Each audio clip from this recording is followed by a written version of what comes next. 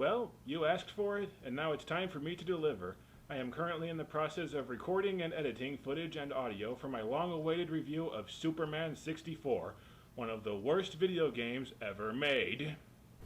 However, I have a lot of game footage to sift through, and I'm still making last-minute adjustments to my script, so there's quite a bit left to do before the review is ready to see the light of day.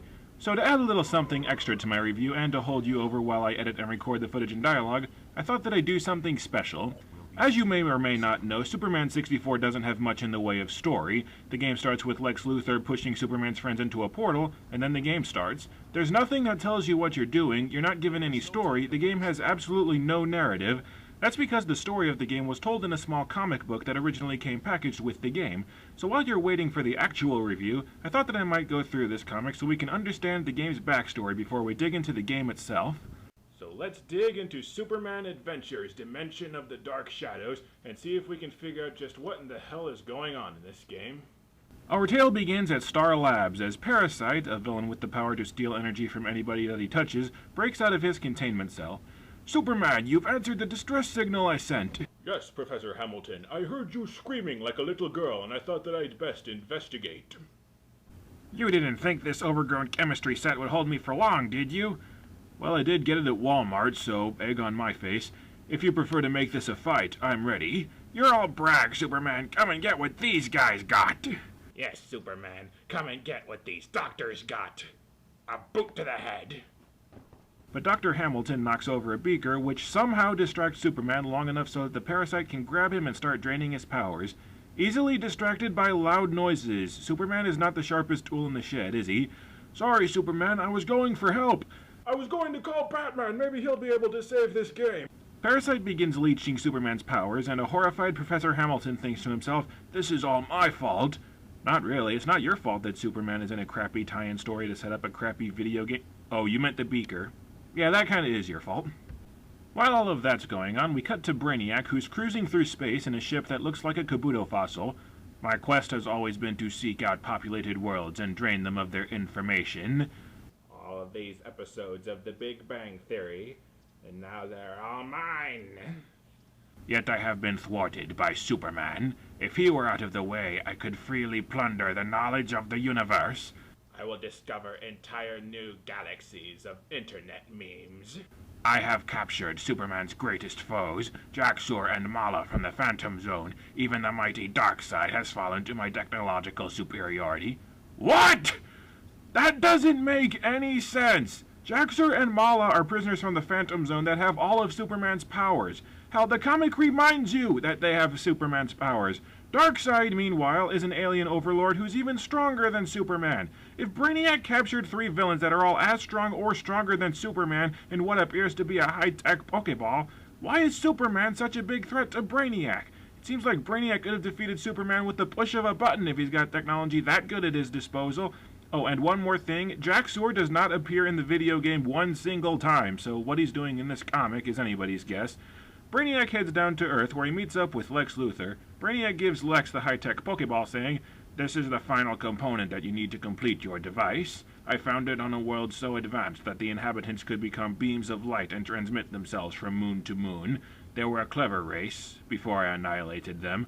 Again, Brainiac can kill aliens so advanced that they can turn themselves into light, but a guy in red and blue underwear is just undefeatable. Pilot your craft to the coordinates and you'll reach my warehouse. Deploy your cloaking device, to hide your ship, of course. Yes, Lex Luthor has to remind Brainiac that he should hide his ship out of plain sight. Brilliant! Brainiac follows Lex to a super-secret hideout where he puts the Pokeball into a mountain of other crystals, revealing that they've built a cyber dimension. Whatever the hell that is. Remarkable, isn't it? Quite a design we've created. On Andromeda, robots build nanotech servos out of living tissue. This is child's play. Actually, that brings up an interesting point. Why does Brainiac need to team up with Lex Luthor to build this dimension? Brainiac has infinitely more technology and intelligence than Lex does. Brainiac could have built this device in his basement without Lex's help over a slow weekend. Now Jax-Ur, Mala, and even Darkseid will be within your cyber dimension. Yeah, I'm sure the 3 alien warlords are going to be pleased as punch that you kidnapped them so that they could serve you. I foresee this ending very badly for Lex Luthor. Lex then tells Brainiac to get into the chamber himself. Then I will be transmitted into this labyrinthine dimension. Many of the dark shadows are there as well. The dark shadows? How sad is it that I can't think of a joke for that? The Dark Shadows are the standard enemies that you fight throughout the game. The video games vaguely suggest that they're robots built by Lex Luthor, but the comic vaguely suggests that the Dark Shadows are the inhabitants of the virtual dimension that Luthor and Brainiac have built. After all, the comic's cover says that Superman must enter the dimension of the Dark Shadows. The comic doesn't really explain what in the heck the Dark Shadows are, and since the comic was made specifically to tell the game's story, you'd think that would be a fairly significant plot point. This is another thing that I'm confused about. What exactly is this digital dimension that Brainiac and Luthor keep babbling about? Is it an alternate dimension where the Dark Shadows live and Brainiac and Luthor just built a portal that leads to it? Or is it a world that they created inside cyberspace like in Tron or Ripper?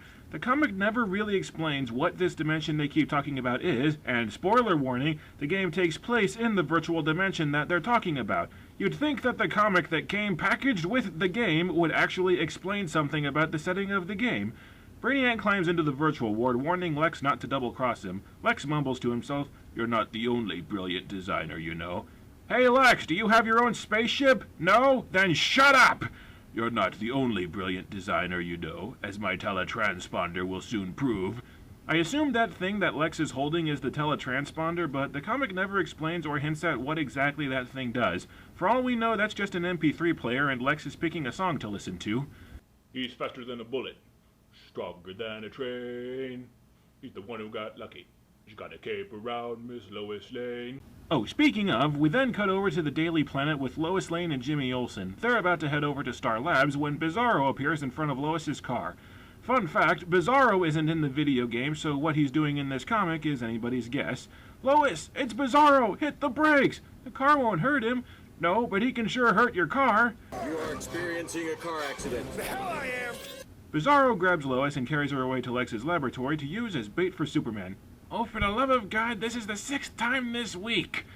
We finally cut back to Star Labs, where Parasite is choking Superman like a bitch that owes him money. Well, okay, he's just got Superman in a headlock, but cut me some slack, I'm reaching for every joke I can find. I have a question, though. Brainiac flew to Earth and went to Luthor's secret lab. Lex sent Bizarro to go capture Lois, and Bizarro got back with Lois. Parasite has been choking Superman this whole time, and Superman still has enough of his powers to melt the steel beam with his heat vision? I don't know much about Superman's villains, but how freaking long does it take for Parasite's powers to work? Almost an hour must have passed by now, unless this comic's timeline is screwed up, and I just answered my own question. So anyway, Superman uses his heat vision to melt a steel beam, causing molten hot steel to flow over Parasite's feet. However, since Parasite has a lot of Superman's powers, it just pisses him off rather than, you know, melting his feet off! Getting a little loose with your morals there, eh, Superman? I guess he's tired of being called the Big Blue Boy Scout. Superman puts Parasite into a different containment cell, noting that the old one looked like it had been tampered with. Professor Hamilton then activates a stasis field, and I have no idea what in the hell a stasis field is. "Thanks for the help, Professor." Who wouldn't want to help Superman? Well, the people at Titus, obviously, otherwise they wouldn't have made this game. Superman then flies off because he can hear Lois yelling for help. "Oh, for the love of God, this is the 6th time this week!" Meanwhile, Jimmy finds Lex Luthor's super-secret hideout. Bizarro left a trail because he didn't want to be followed. Genial! Also, how did Jimmy get there on foot before Superman gets there by flying? Faster than a speeding bullet, my ass! What's going on? Luthor's involved in this? Do you know anybody else who abducts Lois 6 times a week? Jimmy gets grabbed out of nowhere by Metallo, another Superman villain. "Now you're bait for Superman too!" Wait, I'm sorry, Metallo was voiced by Malcolm McDowell in the show, so let me try that again. "Now you're bait for Superman too." I'd like to draw attention to Lois's pose in this panel. I just think that this pose here looks funny. She's got her arms raised like a weightlifter, showing off his muscles. I don't know, for some reason the only thing that comes to mind is, "Me Grimlock King." Superman comes crashing through the door, only to get caught off guard by Metallo's kryptonite heart. I don't know why, but Superman's goofy expression in this panel just makes me laugh. Superman figures out that the floor is treated with lead, so he rips a section out of the floor so that he can use it to shield himself from the kryptonite. I know that Lex Luthor would probably build his base with lead, since it's the only compound that Superman can't see through, but why would he use it on the floor? Superman's not going to be snooping at Lex from underground. So yeah, Deus Ex Machina. Lex calls off Metallo, reasoning that if it was that easy to kill Superman, he would be dead already. Apparently, it doesn't occur to Luthor to call in all the villains that he has assembled to dogpile Superman while he's weakened by the kryptonite, because that would be too smart.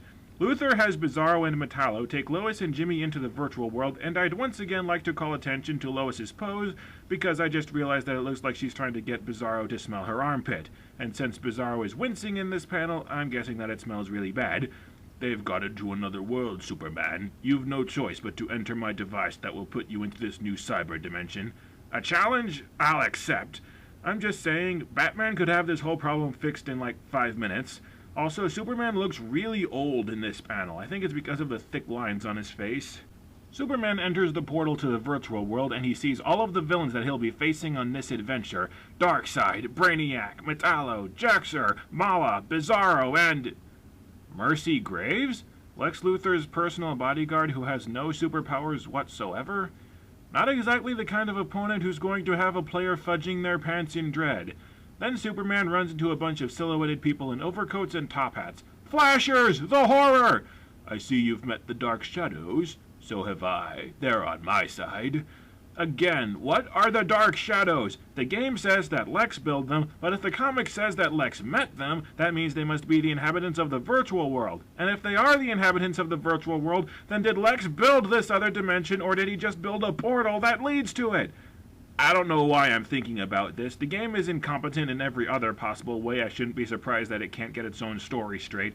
Lex reveals that one of the Dark Shadows sabotaged the Parasite's containment cells so that he could escape, and Professor Hamilton and Parasite are also brought into the virtual world.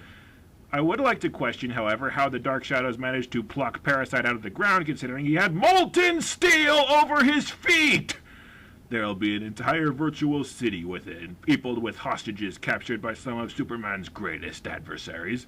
A city full of fake people, if this place is a virtual world. Then again, Superman is a schmuck, so he'll probably save the artificial programs that have no emotions or intelligence anyway. Luthor also says that he has a few surprises in store for Superman. Ha ha ha. Just wait until he sees the rings. The rings! The rings! Sorry. Superman enters the virtual world and the comics art gets all 3D and crap. I'm sure it's supposed to show that Superman is in the video game, but if it was trying to look like the video game, we wouldn't be able to see those villains in the background through the game's distance fog. Amazing. It's a complete virtual duplicate of the city I know. Why would Lex Luthor bother with building a virtual world if he was just going to build an exact duplicate of Metropolis? If I was Lex Luthor and I went to all the trouble of programming a virtual world to destroy Superman, I would make a world that was constructed of nothing but kryptonite so that Superman died the instant he set foot inside. But then again, I have a brain that operates on rational thought. Superman gets ambushed by Brainiac and Parasite. All your enemies are here, Superman! Except for Toyman. We didn't invite him. He gives me the creeps. Only problem we have is arguing over who gets to attack you first. And so our comic ends with Brainiac proclaiming, "There's no argument, it's going to be me." Oh, sorry, Brainiac, we forgot to tell you, you're the game's final boss, and you don't get to fight Superman until the end of the game. And even then, there's a good chance that the player is going to give up long before they get to you. Oh, and come back to this video after you've seen the end of my review. You'll have a much deeper appreciation for how funny Brainiac's line is. Let's just say the Brainiac boss fight is a little lacking. This comic sucks. Its premise is flimsy and it doesn't hold up to the slightest inspection, and it goes so far against the character of some of the villains that fans of the series and the characters would probably get indignant.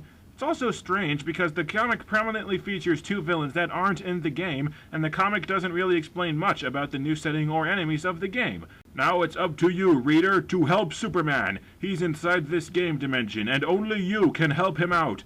Victory or defeat, they're in your hands. Oh wow, the Earth is so screwed. Will Superman defeat Lex Luthor and escape the poorly defined other dimension? Will Brainiac realize that he doesn't have to put up with this crap and put Superman into another high-tech Pokeball? Will I find new ways to rip off other popular internet critics? Find out next time as we dive headfirst into Superman 64.